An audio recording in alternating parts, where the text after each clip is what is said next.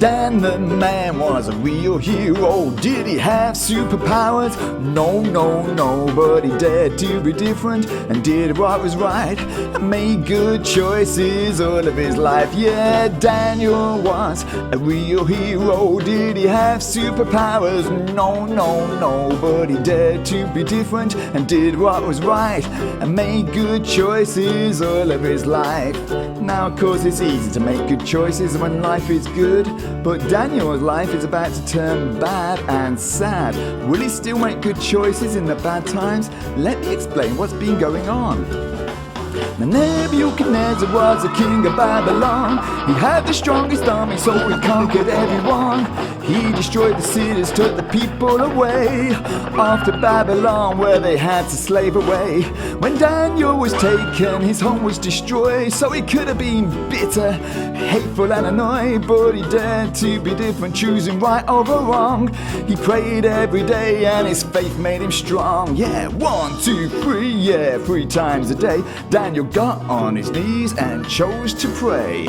1, 2, 3, yeah, 3 times a day Daniel got on his knees and he chose to pray.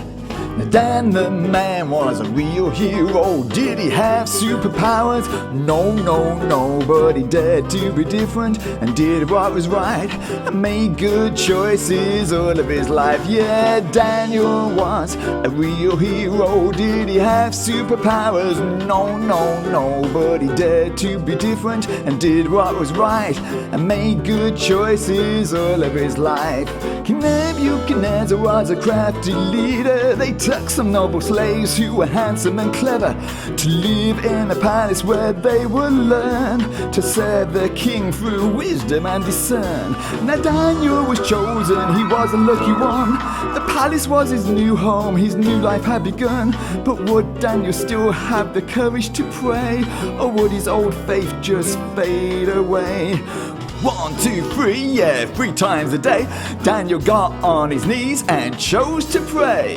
1, 2, 3, yeah, 3 times a day Daniel got on his knees and chose to pray. So wow, suddenly Daniel found himself living in the palace, and you should have seen the food. It was fit for a king. It looked so delicious, but that was a problem, you see. This food was the king's food, and it had been offered as a sacrifice, as a gift to the king's gods. And Daniel didn't want to serve the king's gods, he wanted to serve his God, the real God. So he said to the guy in charge, hey, could I just eat vegetables and drink water instead?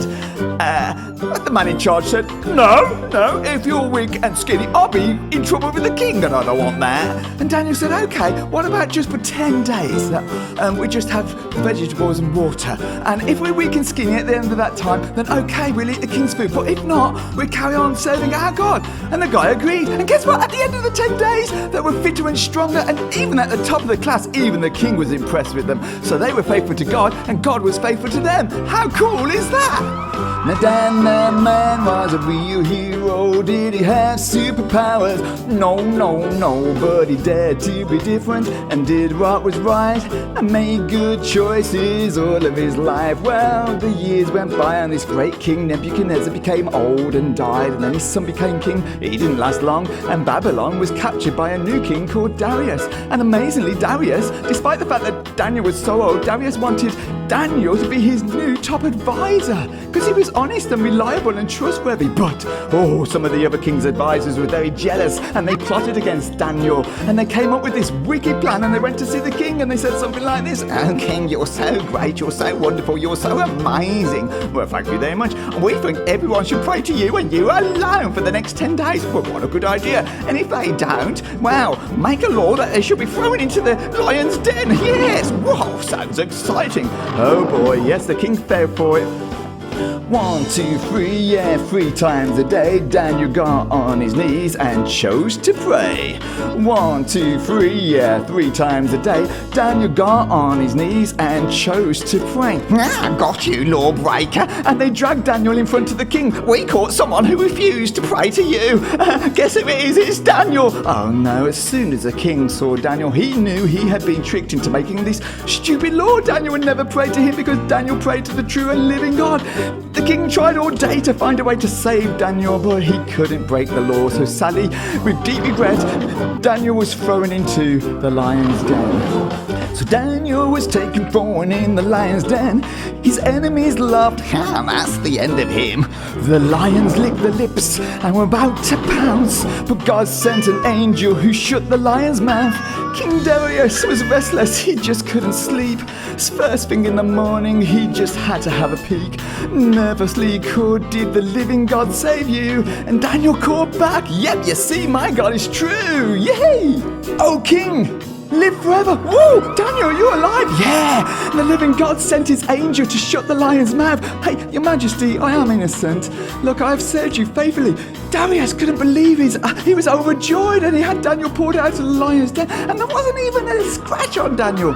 King Darius was totally amazed by Daniel's God, and he issued a decree to the whole kingdom, to people everywhere, that they should respect and love Daniel's God because he is the living God. Wow. So what can we learn from this story? Number 1, you don't have to be a superhero to be a hero. Just be kind and good and share love and dare to be different, and you can make a good difference. Number 2, Daniel prayed 3 times a day because he realized that God of the Bible, who created life, is interested in the lives that he created, and he wants us to talk to him and to pray to him.